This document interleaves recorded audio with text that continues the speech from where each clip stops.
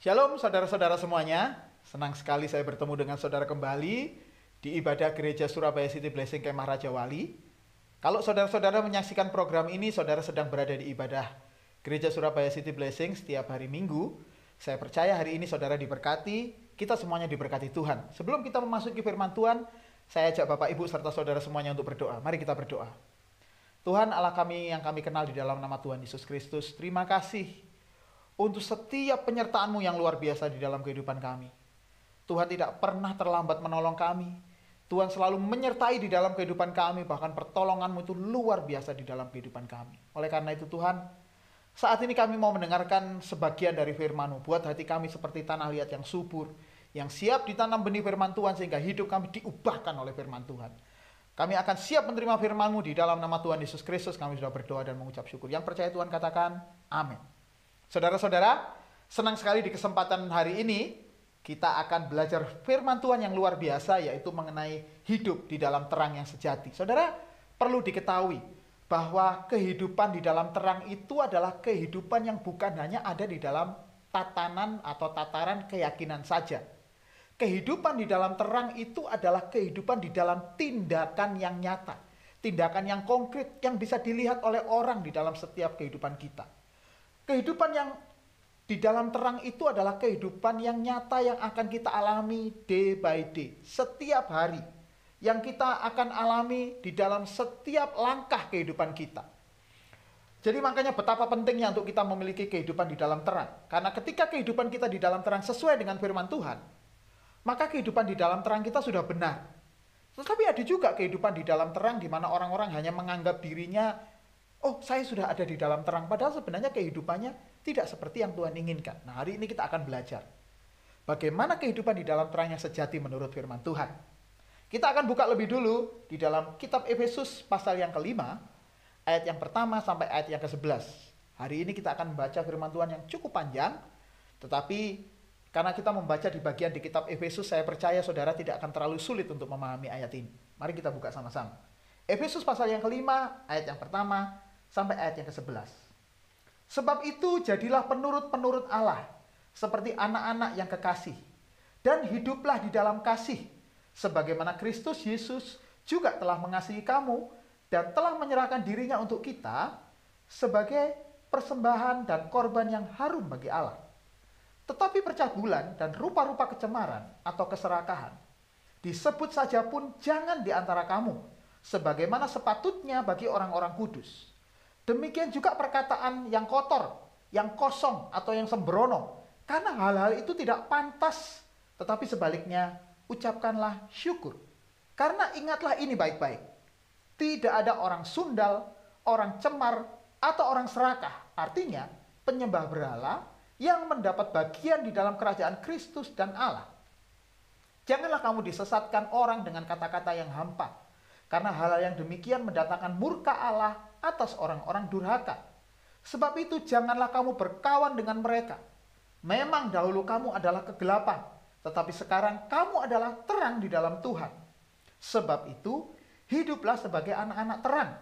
Karena terang hanya berbuahkan kebaikan dan keadilan dan kebenaran. Dan ujilah apa yang berkenan kepada Tuhan. Janganlah turut mengambil bagian dalam perbuatan-perbuatan gelap yang tidak berbuahkan apa-apa. Tetapi sebaliknya, telanjangilah perbuatan-perbuatan itu. Saudara, dari pembacaan ayat tadi, saya kira kita tidak terlalu kesulitan untuk mengerti bagian ayat ini. Di bagian ini secara inti dari apa yang kita baca hari ini, Paulus seolah-olah menegaskan kembali kepada jemaat di Efesus bahwa mereka adalah orang-orang yang telah dikuduskan oleh Tuhan. Mereka adalah orang-orang yang percaya, yang hidupnya sudah menjadi terang di dalam Tuhan. Paulus menekankan karena mereka sudah ada di dalam terang, sudah ada di dalam kekudusan itu, maka perbuatan mereka hendaknya mencerminkan dari apa yang mereka yakini di dalam kehidupan mereka. Jadi tidak cukup mereka hanya meyakini begitu saja, tetapi kehidupan nyata mereka, kehidupan mereka yang sebenarnya harus menggambarkan status mereka sebagai seorang yang hidup di dalam terang. Jadi saudara-saudara, Hidup di dalam terang itu akan efektif jika antara statusnya dan tindakannya itu sesuai, selaras. Statusnya adalah anak terang, dia melakukan tindakan-tindakan terang. Statusnya adalah anak Allah, dia melakukan tindakan-tindakan seorang anak Allah. Jadi saudara-saudara, dari pembacaan ayat tadi paling tidak kita bisa menemukan 3 hal. Yang pertama, hidup di dalam terang itu artinya kita menjadikan diri kita sebagai korban yang harum. Apa artinya korban yang harum? Saudara, korban yang harum itu di bagian ayat tadi yang sudah kita baca adalah korban yang sama seperti Tuhan Yesus Kristus ketika mengorbankan dirinya untuk menebus dosa kita. Yesus yang tidak bersalah, Yesus yang tidak berdosa, akhirnya harus dihukum. Menjadi korban yang harum di hadapan Tuhan. Kalau saudara kita baca di ayat yang kedua. Dikatakan seperti ini. Dan hiduplah di dalam kasih. Sebagaimana Kristus Yesus juga telah mengasihi kamu. Dan telah menyerahkan dirinya untuk kita sebagai persembahan dan korban yang harum bagi Allah. Ayat yang kedua ini seolah-olah menegaskan supaya kita bisa memiliki kehidupan yang sama seperti Tuhan Yesus Kristus. Yang bersedia rela mengorbankan dirinya, menyerahkan dirinya sebagai persembahan. Di sana ditekankan lagi sebagai persembahan dan korban yang harum bagi Allah. Saudara, ketika kita berbicara korban yang harum bagi Allah, kita tentu mengingat bagaimana umat perjanjian lama dahulu ketika mereka mempersembahkan domba, mempersembahkan lembu di atas mezbah. Domba lembu yang diserahkan tidak boleh domba yang timpang kakinya. Tidak boleh domba yang sakit. Tidak boleh domba yang cacat, melainkan domba yang terbaik. Jadi ketika Tuhan Yesus mempersembahkan dirinya di atas kayu salib sama, Tuhan Yesus juga adalah disebut sebagai anak domba Allah. Di dalam dirinya tidak ditemukan kesalahan. Oleh karena itulah, disebut persembahan itu berbau harum di hadapan Tuhan. Karena apa? Karena menyenangkan Tuhan. Pertanyaannya, apakah hidup kita berbau harum di hadapan Tuhan? Kalau saudara hidup di dalam terang, saudara pasti membuat diri kita berbau harum di hadapan Tuhan. Oleh karena itulah, setiap orang-orang yang hidup di dalam terang tidak boleh kehidupannya sama dengan dunia ini. Melainkan kehidupannya harus serupa dengan Tuhan Yesus Kristus.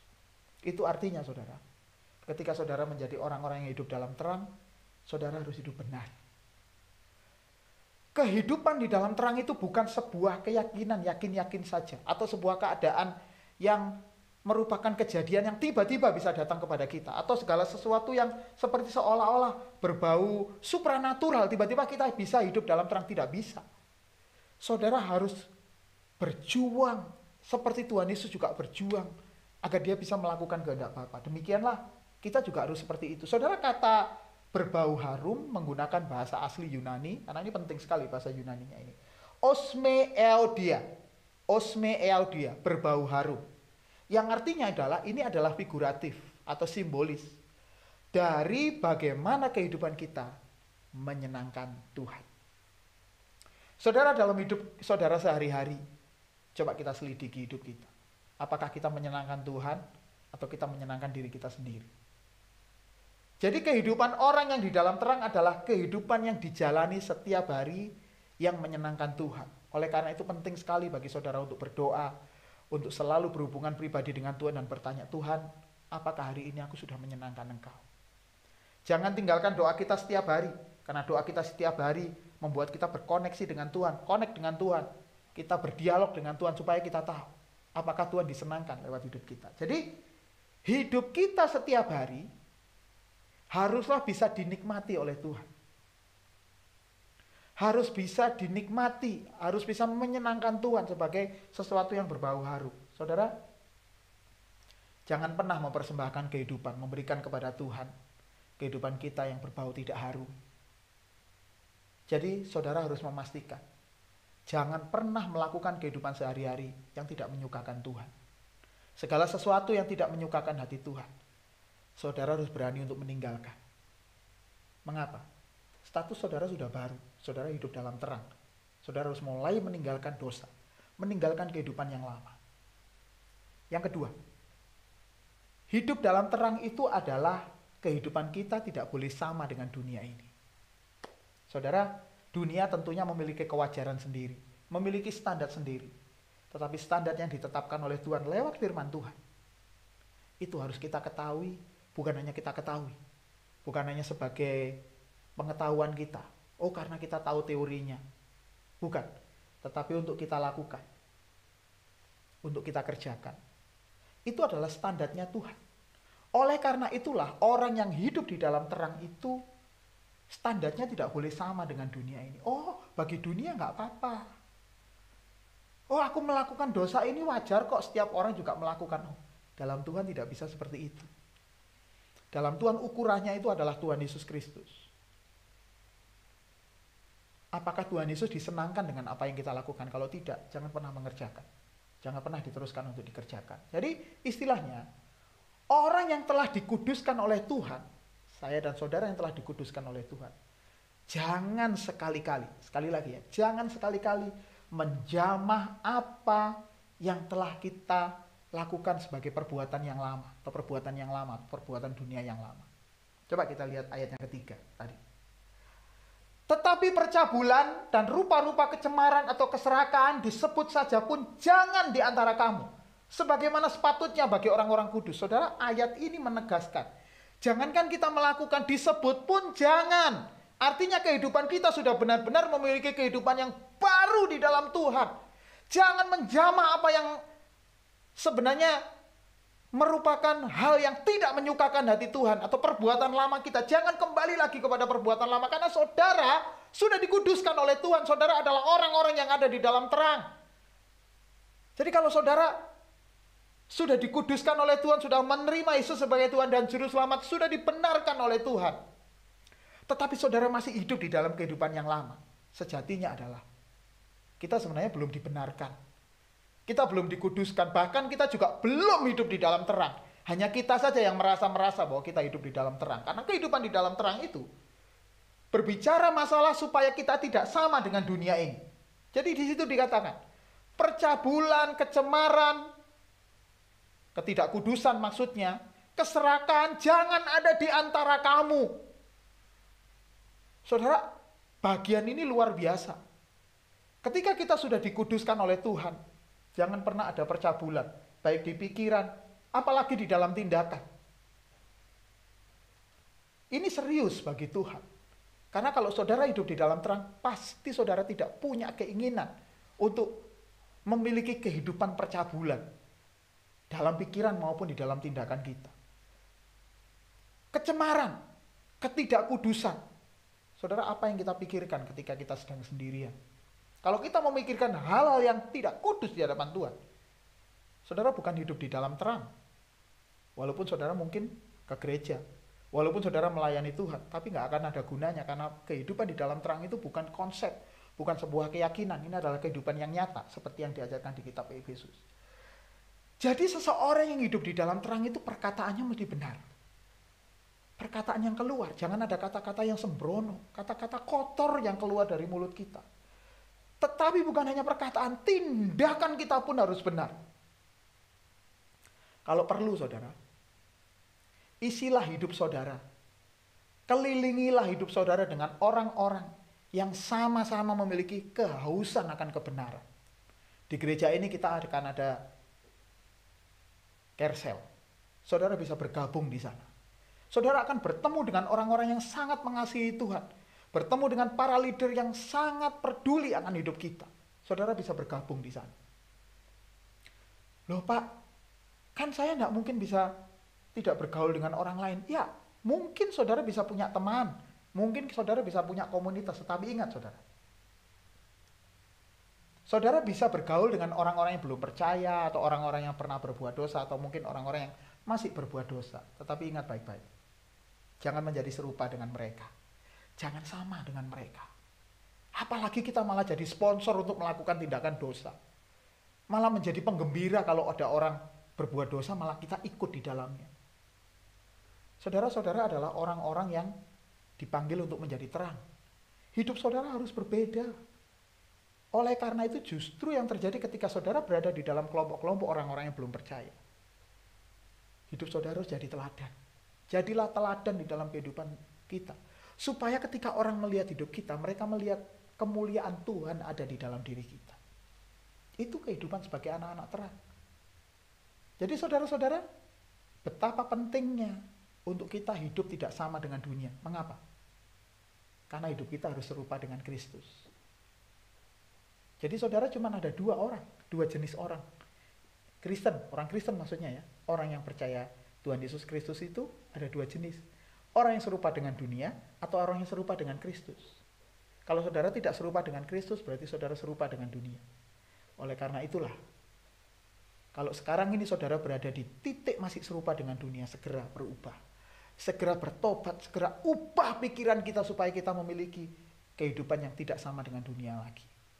Dunia ikut berbuat dosa, saudara jangan ikut. Jadilah terang di tengah-tengah mereka. Yang ketiga, kehidupan di dalam terang itu adalah kehidupan yang berbuahkan kebaikan, berbuahkan keadilan, dan berbuahkan kebenaran. Saya ajak saudara untuk membaca ayat yang penting, ayat yang ke-9. Efesus 5 ayat yang ke-9. Karena terang hanya berbuahkan kebaikan dan keadilan dan kebenaran. Saudara, untuk kita bisa melihat apakah kita hidup di dalam terang atau belum, coba kita lihat buah yang ada di dalam hidup kita. Apakah yang kita hasilkan itu kebaikan, keadilan, dan kebenaran atau tidak? Karena terang hanya menghasilkan 3 hal itu. Tidak ada hal lain menurut firman Tuhan. Jadi saudara, kalau kita mengaku hidup di dalam terang, tetapi baik saja tidak. Kita masih bengis. Kita masih tamak. Kita gak suka mengampuni. Saya khawatir kita tidak hidup di dalam terang.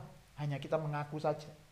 Oleh karena itu tidak mungkin orang yang hidupnya di dalam terang, tapi masih mengerjakan hal-hal yang bertentangan dengan firman Tuhan. Sekali lagi ya, tidak mungkin orang yang hidupnya di dalam terang, tapi masih mengerjakan hal-hal yang bertentangan dengan firman Tuhan.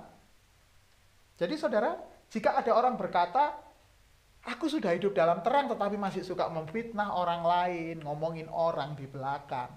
Apalagi masih suka selingkuh. Masih suka menyakiti hati orang lain. Hidupnya tidak jadi berkat, perkataannya nggak jadi berkat. Orang lain bisa tersakiti.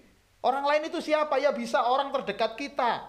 Atau mungkin pembantu kita, bawahan kita. Atau mungkin orang tua atau anak kita. Masih suka menyakiti. Masih bengis. Kejam. Baiknya itu cuma ada di gereja. Kalau pas di gereja itu baik. Tapi kalau sudah di luar dan tidak ada ibadah gereja, di dalam rumah, aduh pengisnya minta ampun terhadap istri, pengisnya minta ampun terhadap suaminya, pengisnya minta ampun. Kemudian tidak mau mengampuni, gampang kepahitan, kemudian sombong. Ada lagi yang mencari hormat dari orang lain supaya orang lain menghormati dia lewat apa yang dia miliki di dunia ini. Saudara, maka tidak mungkin orang-orang yang seperti ini itu bisa hidup di dalam terang. Gak mungkin. Karena hidup di dalam terang itu bukan sebuah konsep, bukan sebuah sesuatu yang ada di dalam akal, melainkan hidup kita tercermin, kelihatan buahnya sangat kelihatan sekali. Jadi saudara, kalau hidup kita belum berbuahkan hal yang baik, kalau saya bicara tentang hal yang baik, hal yang adil dan kebenaran itu bukan berdasarkan dunia ya, berdasarkan kebenaran firman Tuhan. Taunya dari mana Pak? Itu berdasarkan kebenaran firman Tuhan. Oleh karena itulah, saudara tidak boleh lepas dari firman Tuhan. Ikuti setiap ibadah gereja kita. Ikuti setiap acara-acara gereja kita supaya kita diisi kebenaran hidup kita dengan kebenaran firman Tuhan.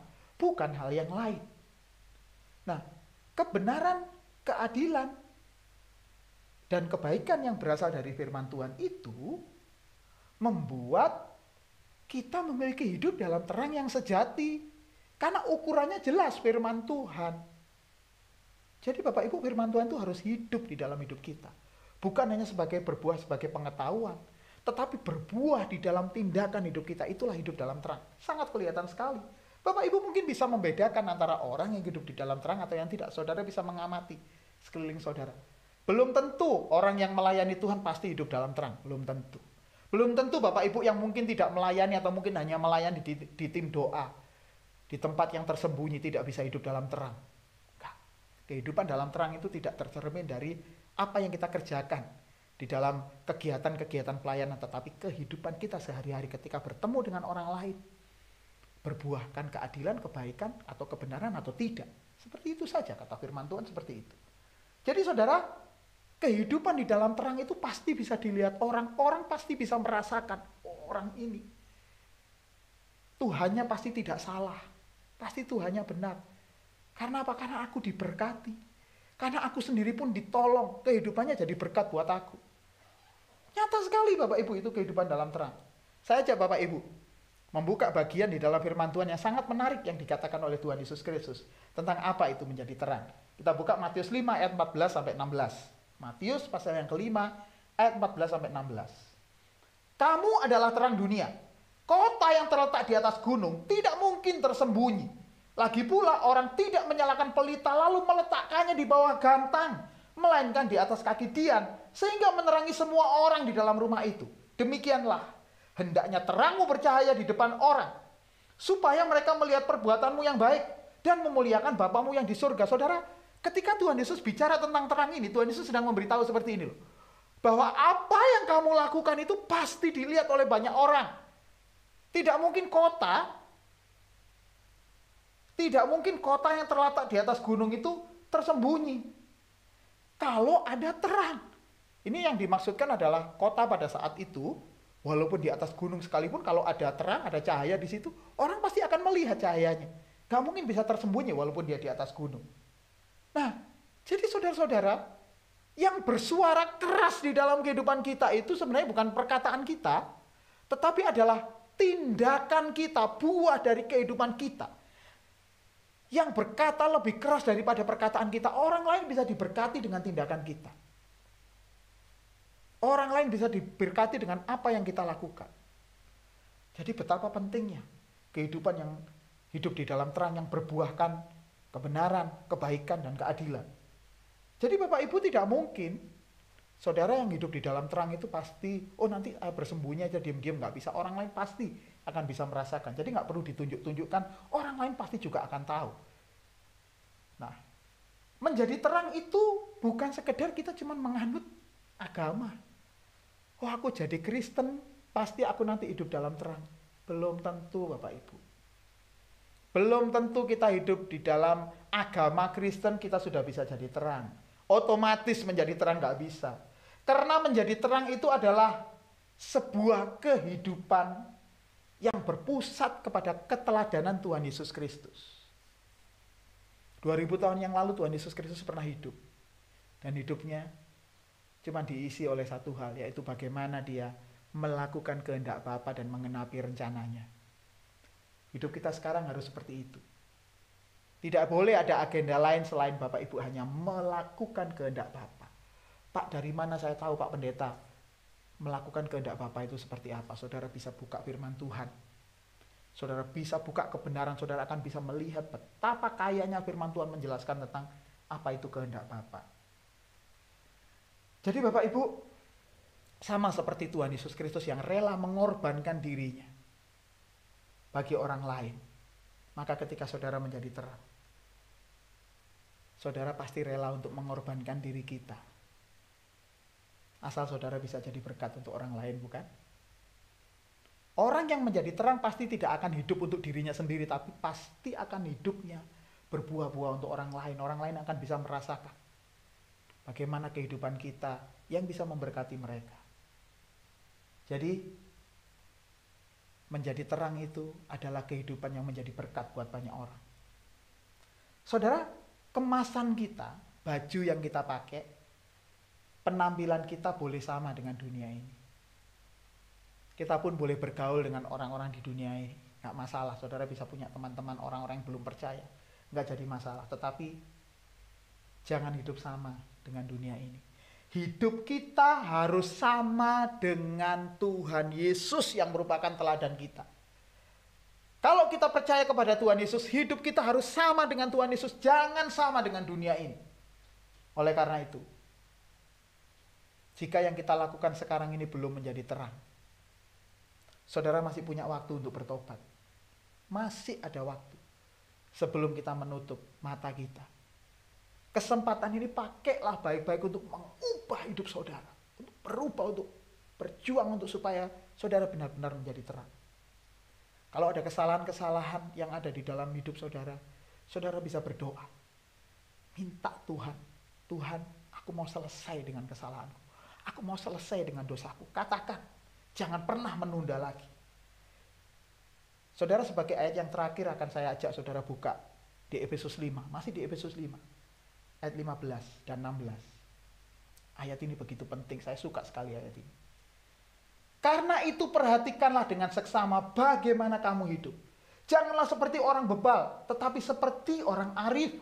Dan pergunakanlah waktu-waktu yang ada, karena hari-hari ini adalah jahat. Saudara, di bagian terakhir ayat yang kita buka ini, seolah firman Tuhan sedang memperingatkan kita kembali. Supaya yang pertama, perhatikan dengan seksama pada saat kita hidup sekarang ini. Jangan tidak peduli dengan hidupmu, gak apa-apa lah, yang penting aku sudah Kristen, nanti pasti mati masuk surga. Saudara, Alkitab berkata perhatikan dengan seksama hidupmu. Jangan seperti orang bebal, hiduplah seperti orang yang arif. Jadi hiduplah dalam terang, itu benar-benar kehidupanmu menunjukkan bahwa kehidupanmu di dalam terang itu ya seperti itu. Kehidupan yang berkenan di hadapan Tuhan. Jadi mari saya ajak Bapak Ibu untuk menyelidiki secara jujur. Sudahkah kita hidup dalam terang seperti yang diinginkan oleh Tuhan? Yang kedua, waktu-waktu ini adalah jahat, saudara. Artinya, dunia saat ini sudah berada pada kondisi yang tidak baik. Artinya, kita sedang berada di zaman-zaman akhir zaman. Jadi sudah tidak ada waktu lagi bagi kita untuk masih menunda. Tuhan, nanti dulu. Aku bertobat entar-entar aja. Saudara, sudah nggak ada waktu lagi. Saudara jangan pernah menunda, karena kalau saudara menunda itu sama saja dengan saudara tidak mengambil keputusan. Jadi segera ambil keputusan dalam hidupmu. Pilihlah untuk untuk saudara bisa menjadi orang-orang yang hidup di dalam terang yang sejati, yang dibuktikan dengan tindakan, yang dibuktikan dan berbuah dengan kebaikan, keadilan, dan kebenaran. Saudara, cuman itu yang kita lakukan supaya hidup kita bisa menjadi terang yang sejati. Kiranya firman Tuhan hari ini bisa memberkati saudara-saudara semuanya. Kita akan bertemu kembali di dalam kesempatan yang berikutnya. Tetapi sebelum kita menyelesaikan, saya mau berdoa untuk Bapak Ibu semuanya di rumah. Mari kita berdoa. Bapa yang kami kenal di dalam nama Tuhan Yesus Kristus, terima kasih Tuhan. Hari ini kami belajar sebuah hal penting dalam kehidupan kami, yaitu supaya hidup kami benar-benar memiliki kehidupan yang menjadi terang buat orang lain, yaitu kehidupan yang berbuah, kehidupan yang kelihatan dari tingkah laku kami yang tidak sama dengan dunia ini. Oleh karena itu Tuhan, ampuni kami kalau waktu-waktu yang lalu kami masih belum bisa menjadi terang. Kami saat ini mau mengambil keputusan untuk berani mengambil keputusan supaya kami hidup di dalam terang yang sejati, di mana Yesus Kristus menjadi teladan buat kehidupan kami, supaya kami melakukan seperti apa yang Tuhan Yesus lakukan dalam hidup kami. Supaya hidup kami pun menjadi berkat buat banyak orang, dan ketika orang melihat hidup kami, mereka memuliakan Bapa di surga. Hamba-Mu selesai berbicara, tapi Roh Kudus mari terus berbicara di dalam hati kami, supaya kami semakin serupa dengan Tuhan Yesus Kristus. Di dalam nama Tuhan Yesus Kristus kami sudah berdoa dan mengucap syukur. Yang percaya Tuhan katakan, amin. Tuhan Yesus memberkati, sampai ketemu kita di ibadah berikutnya. Amin.